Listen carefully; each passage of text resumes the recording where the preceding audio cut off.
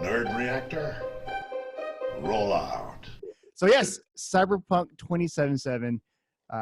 Marcin, you've been working on CD Projekt Red projects previously, a lot of them. And so what was it like just having just another group of composers here, like new talents from different realms like film and television? Well, it's been great, actually. Completely new project, completely new. Well, everything is completely new, basically, compared to The Witcher. Setting, the protagonist, for the very first time in CDPR game, players are able to actually, make your own character. So the new things were shooting at us from every single direction. So it was kind of obvious that, with project of that concept and scale and ambition, because every single game CDPR does is full of ambition, you need to gather up a team of bulletproof people who will deliver, basically. And take the challenge. Did you get to decide on who to bring as a team? Well, we did hire PT as our in-house composer, so this is a little bit different than Paul, for example, joining us later on, since Paul doesn't work per se for CDPR like we do. But yeah, the team was gradually getting bigger once we realized how much stuff we are supposed to do for this project. And I'm super happy how quickly we've managed to, establish a common dialect for communication and started to understand ourselves musically without words. So that was nice. Yeah. And Paul, how quickly? I was going to say how quickly we got 9 months later. We finally found our sound. It's relatively quickly. No, because I mean, one of the things that was at the start of it was kind of obviously you've got to create that sound, as Marcin says. So we had all met up in Venice, in LA, and had a beer at the start of me coming on board. So PT had already been on board, I think, for 6 months by then. So this was about 3 years ago. Something like that. Mm-hmm.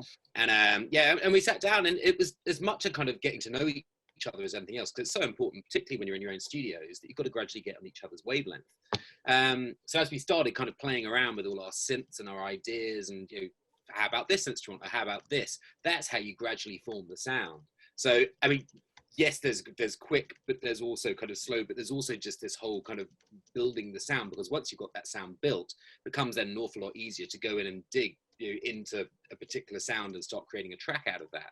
But you've got to know what kind of sound you're going for to begin with. So is it orchestral? Is it synth? Is it this? Is it that? And is it synth, which it is in the end, with the splattering of other sounds? Then what synths are we using? What sounds are we going for? How are we going to create those sounds? So that was the cool thing for me, and that's a really fun part. I think that opening thing, finding a sound for any project is really fun. And what was the collaboration like? I know was it other composers that work on projects together? They kind of go on their own way. So I'll work on these tracks, and then the other person will work on that track. Do you guys ever converge? Accidentally. Well, it's like, oh, he's taken my tune. Well, we didn't converge per se, meaning that 2 of us or 3 of us have worked on the same piece of music. We rather have splitted the game among 3 of us. So Paul would do different stuff, PT would do different stuff, I would do different stuff. So the game would be covered asset-wise evenly. But there were times where, for example, Paul's music is being stripped down to layers, and specific layer is getting repurposed for another scene. We've built another piece of music around it, so it can provide additional context, but still have something in common, for example, with the piece that has been playing, I don't know, an hour ago or maybe 2 hours ago, because narrative arc suggests or requires us to draw a connection or draw a line basically between 2 characters, or maybe two events in the storyline, so it flows seamlessly and provides additional context. Yeah, and that's the thing, the whole flow of it. So it's not a case of here's a PT track, here's a Marcin track, here's a PLM track. It's a case of, did I just talk about myself in the third person? Yes, you did. Here's a pull track. But it's a case of, okay, well, look, here are a bunch of sounds, as Marcin said, about the kind of layers underneath. It's all written in the same key. There's lots of variation behind it. So although there's the three of us doing our own thing, we're using some similar instruments, some similar synths, and some similar sounds. So there is a very big continuity between the sound of the game. You can't tell when who's written each individual track. I don't think. It's much more. It's about the whole sound as a complete thing. So yes, there's lots of variation, and we did our own thing, but it all ties in really well together sonically. Nice.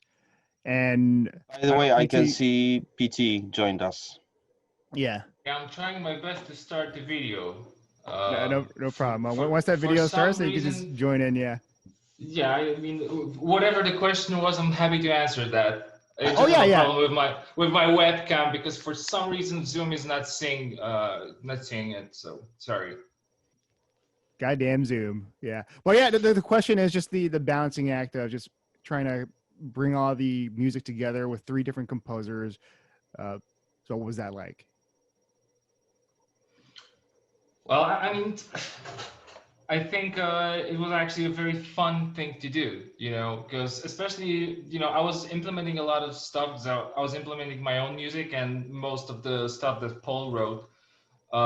So, that was an interesting thing to make it a seamless sort of musical pad, you know what I mean? To go from one composer to others, but I never had problems. We basically used similar instruments. Our sensibilities, I guess, are similar somewhat.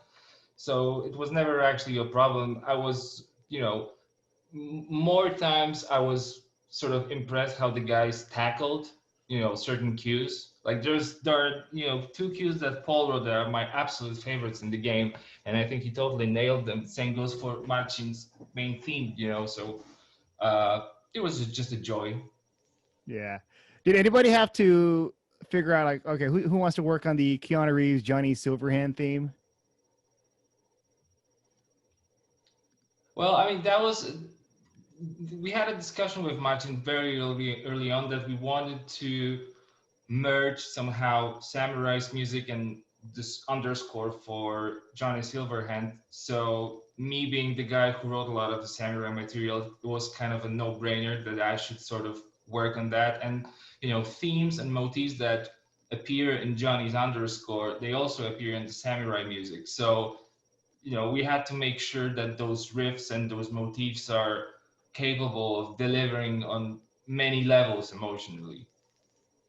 Oh yeah, and with working with CD Projekt Red, I guess working on this game, there's a lot of top secret stuff, and I think with Paul, you coming in, was it like a different type of I guess culture clash or security level on previous projects? Culture clash, yeah. No, I mean, to be honest, I remember working on Limitless, the film about, I don't know, God, 9 years ago or something. And that was my first introduction to Hollywood security, where I think Sony had just been hacked, or it was something like that anyway. And the security around the video was just insane. They come deliver it on a hard drive in a case with a chain around, literally with a chain around. I was like, oh my God, this is mental. So now, I'm used to kind of NDAs and not being able to speak about things. I think that the wonderfully frustrating thing about obviously working on a game like this is you work on it for the 3 years, and I think you can finally mention it now. Am I working on this now? Is this legit? So you can't speak about it for so long, and it genuinely is like, in one sense, it's great because you're just in this thing. Everyone's going, is Paul bloody doing anything this year? The lazy swine. He's just sitting around somewhere. But you're really working hard on it, and then suddenly it gets announced that we're working on it. So many people then start kind of saying, "Does it sound like this? Does it sound like this?" With all these questions, which is brilliant because that's what we want from fans, to be so involved in the game, to show their passion for it. But it's so frustrating because you can't give them any tidbits at all. So you're just going to have to wait. And then the EP dropped last week, so but finally they get to hear some of the stuff. Oh, that's nice. Yeah. And Marcin, with the just the cyberpunk theme. I know you all of you guys have to like figure out the sound, and there's so many sounds that you can go into cyberpunk, but you know, people know it as like, you know, 80s, inspired by 80s synth and all of that. What was it that you wanted to bring that's unique to this? The cyberpunk in general. Actually, it's interesting you mentioned that 80s thing, because one of the first creative decisions we've made, even before PT and Paul joined the project, was that let's do everything we can to avoid 80s references as much as possible. And instead of that, let's focus on 90s decade, on other musical styles than, you know, typical synthwave, retrowave, outrun, and other, you know, variations of that sound or aesthetics. And, you know, focus our attention more towards rave, industrial, techno, EDM, you know, whatever what has been vibing during 90s. I grew up in 90s. I was listening to tons of different stuff in that time. So, you know, and the project, how it's built, how it's constructed, how it's conceived, what kind of themes the game touches upon story-wise. It simply didn't do justice to just, you know, slap the 80s neon aesthetics on it and call it a day, right? And say, yeah, we did it. Now rewards, right? No, it doesn't work like that.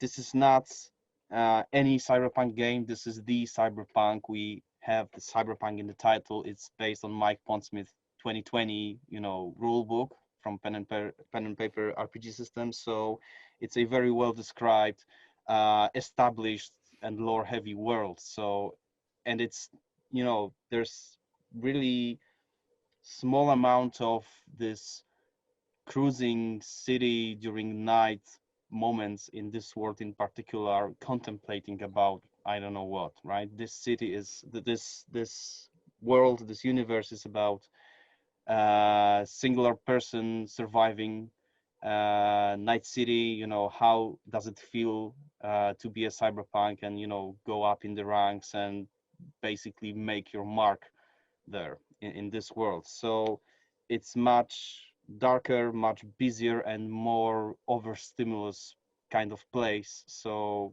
it was like obvious for us that this time 80s wouldn't do the trick. So we did everything we could to actually, you know, avoid references, people referencing our music with the 80s.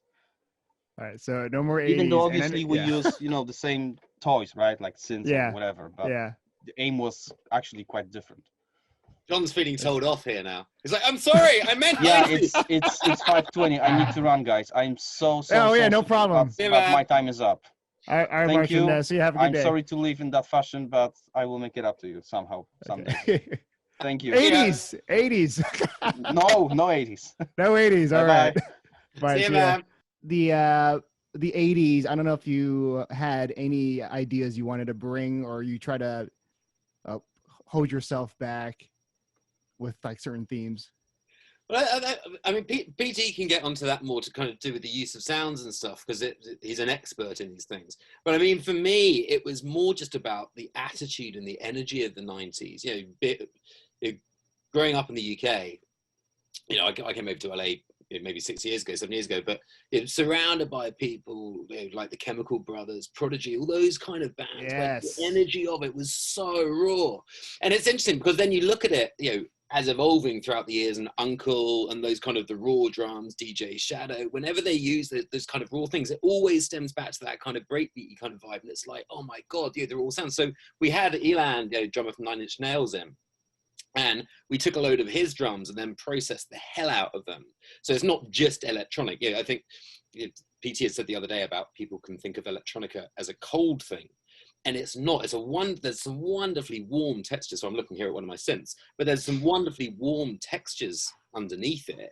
But obviously, it's a dark as hell place. So those textures can really have emotional resonance to it while still being electronic, because all the mod synths that we're using, all of those kind of things. But as I say, those beats and the energy and the attitude of the 90s that's what cyberpunk's about. You know, you're walking down, you're choosing your fashion. Your fashion's so important. It's a statement of intent as you walk down those streets. PT, I mean, what would you say as far as the vibe of it?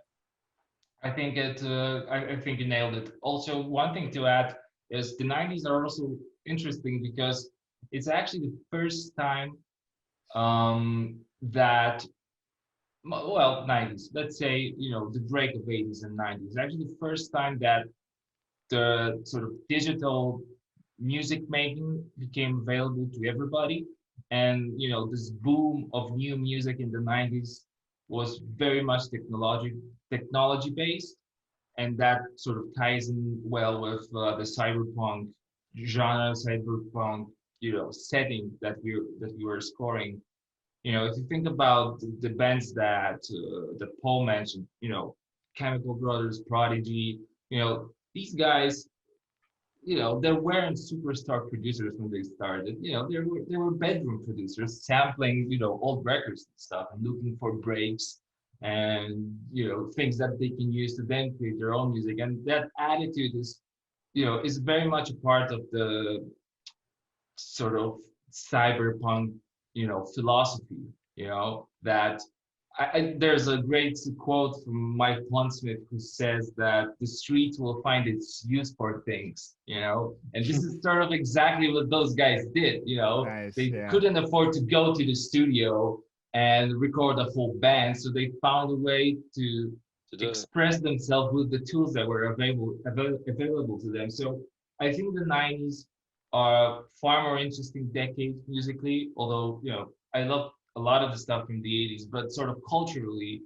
I think they made a bigger impact. And, you know, and it's a very, you know, varied decade. You know, you could look to like the Warp catalog and see some, you know, like O-Techer or, you know, Aphex Twin, totally different from, you know, from Prodigy, then, you know, and also in Europe it was an interesting time for electronic music. Like, you know, Paul was very lucky to be in the UK, sort of experience that firsthand. But you know, Berlin or even stuff more east to Warsaw, you know, in Russia and stuff like that, there was really interesting music happening. So yeah, I wasn't the one that figured out that we should go for the 90s sound. I wish I was, because I would seem much smarter than I am in real life. But I think that was a good call. You know, but I think when you're rattling off the names of the bands, BT, I mean, all of these things, I hadn't actually thought of Aphex Twin, but yeah, it's wonderful. But then, yeah, you go back to Kraftwerk, you know, over in Germany and so on. All of these things, it's not like we've gone, oh, let's crib that, or let's crib that. But I think, you know, in general, what we're trying to say is, when everyone goes, oh, is it going to sound like Blade Runner? Oh, is it going to sound like Stranger Things? You know, it's like, yeah, that's wonderful music and it's brilliant, but it's been done to death. And what we've tried to do is bring an attitude and energy to the world of cyberpunk, which people aren't expecting, because there's no point trying to do something that's been done before. Yeah. And you know, the scale of this game, and I mean, you know, can't wait for people to see it. Like the graphics, everything about it is just. So I'm looking up there at my screen. There you go. The scale of the game. You're looking at it. Yeah, that's the scale. Yeah. The 100-inch screen, which it'll be being played on. Yeah. but the scale of the game is such that, you know, we're so proud to have created this. And whilst it's a little scary, because again, you know, until you put it out there, you don't know what people think, but you're not trying to second guess it. You're just trying to go, well, do you know what? Yes, of course, it's got certain kind of instrumentation, which might be evocative of Blade Runner, because as soon as you have a certain kind of synthy sound, it just takes people into that space. You can't do anything about that. But what you're not trying to do is imitate that. What you're trying to do is create these sounds. I say we had Tina Guro on cello, electric cello. We had Eric Byers on electric cello. We had Elan, say, on the drums. All of these things are to bring a certain warmth, you know, and humanity over the top of this electronic kind of sound that we've got going, and to then create this mishmash, because as I say, it's going through processor pedals, it's going through distortion, it's going through echoes, it's going through reverbs, it's going through modular synths. It's this frigging wall of sound that hits you in the face. But it's, again, going back to that energy as you're going through, like PT's bass lines underneath it, and the drums just get you going, get that kind of adrenaline level up. It's crazy that there's so many different, I'm feeling a lot of emotions of hearing you guys describe the music with the warmth, but then the adrenaline. there's so many, especially with the electronic music, there's so much. I don't know if you're pumped to have people playing this and like, oh yeah, I want them to dance to this, or I want to have them feel this certain way for this scene. So it's kind of like an emotional roller coaster ride, would you say? God, yeah. I mean, there's. Go on, PT. Well, I mean, yeah, definitely, you nailed it. You know, that's exactly with a game this big, you know, and the story that complex. There's, you know, all the full array of emotions that you have to score. You know, that's and you, because that's an RPG game and that's a story-driven RPG. It's not some hack and slash thing. We have to be close to V. And also, you know, there were, you know, a lot of people say that a fully customizable character, playable character, can't be really deep, you know, because you can't really pinpoint to anything. You give total freedom to the players, sort of up to them to build the character and build the story around the character. And I think that when the music hits you in certain places, you almost get this feeling that, well, it is actually possible to create a meaningful character that's fully customizable and, you know, can have many different backgrounds. So yeah, I think that it was a challenge, but it was a fun challenge to try to score that, you know. Yeah, if forgive me if we use kind of lots of different words. It's just because there are so many different aspects to the soundtrack and to the game. I think Marcin was saying the other day, we've scored something like 7.5 hours.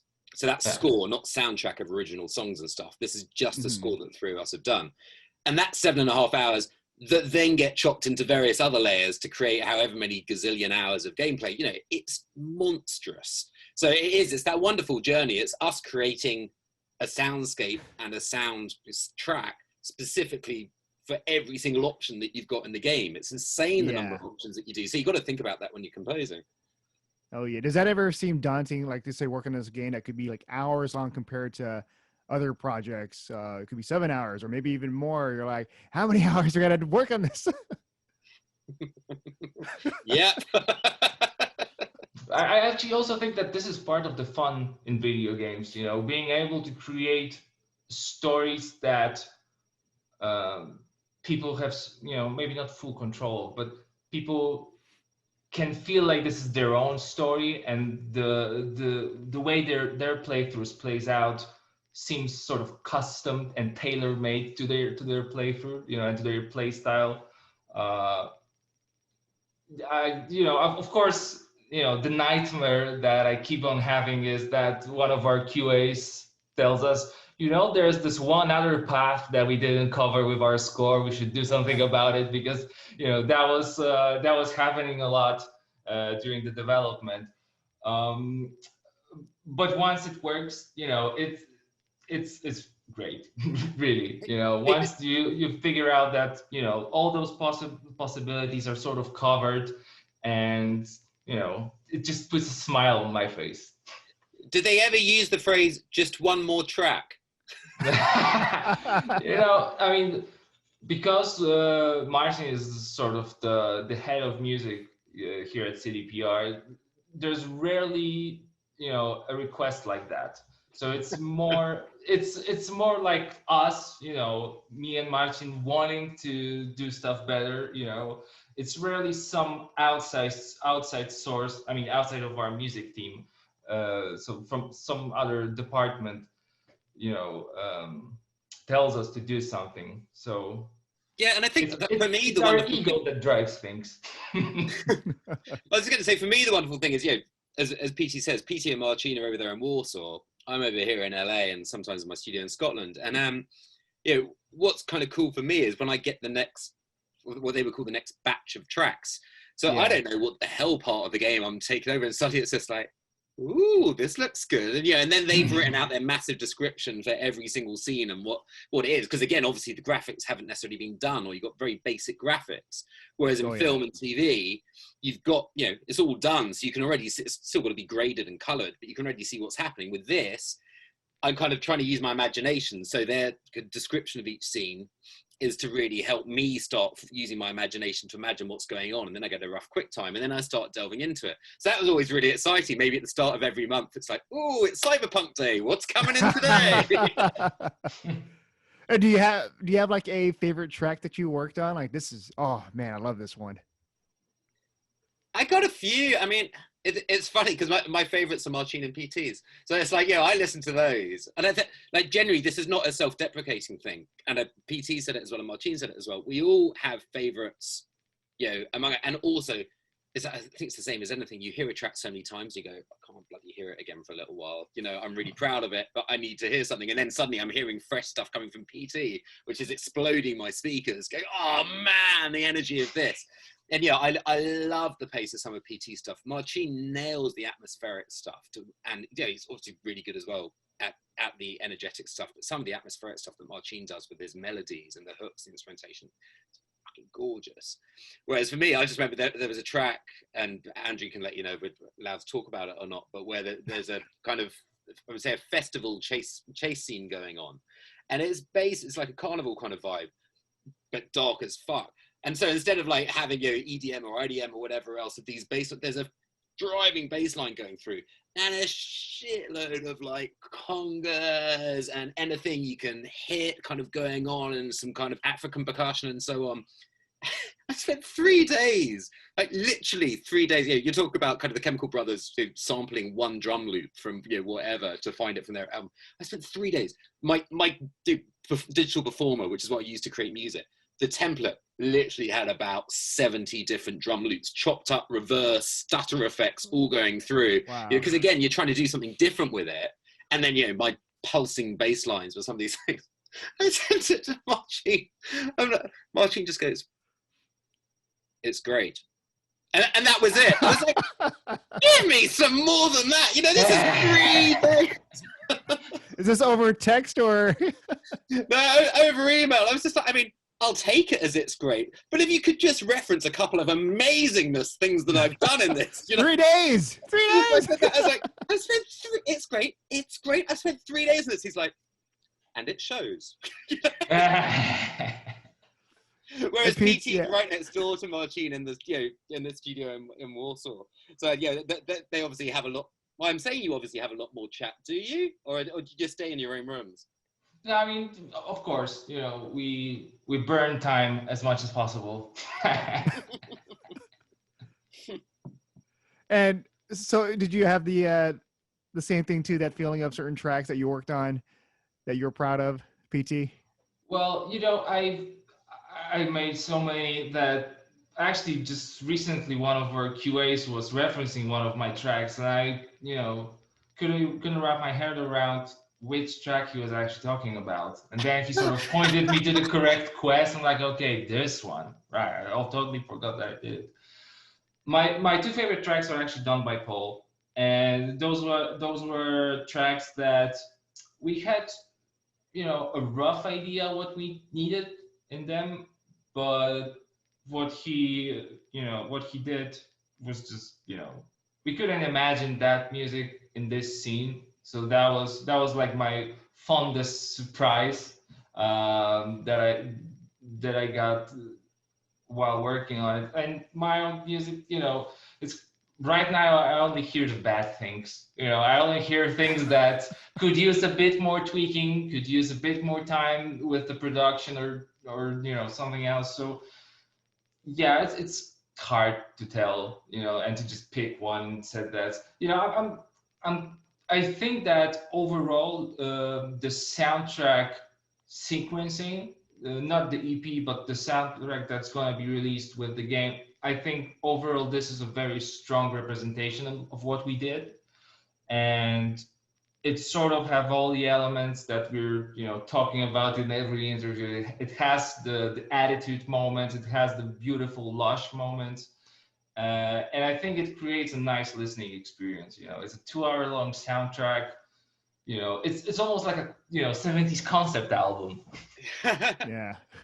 But I think when people listen to the EP as an example, because that's a taster, and it's also very hard because people are listening to stereo versions of these tracks. In the game, you're immersed in the world where the layers are gradually building up to create that track. but you never just sit back and listen to the track for 3 minutes. You know, it's lots of different things. And atmospheric music, like soundscapey kind of stuff, which takes bloody ages to do, you know, because what we've done is so unique as far as the synths that we're using. Yeah, like if you pop along and his studio will look completely different, but if, you know, I'm taking one of these on my Moog and suddenly changing it, I'm not going to do this because it's all set up for sound. But if I suddenly take that and put it onto a different bit, it's virtually impossible to recreate that sound again, let alone on the synths that they've got over in Warsaw and stuff. So to create the soundscapes that we've done, you know, it's very easy just to use what we call in the box, in the computer stuff. You just press a sound and away you go. And there's wonderful stuff. And it's great that people do that, but we wanted to create something that was wholly original. So it takes time. But the point is, soundscape stuff isn't necessarily what one would listen to, you know, just as a standalone.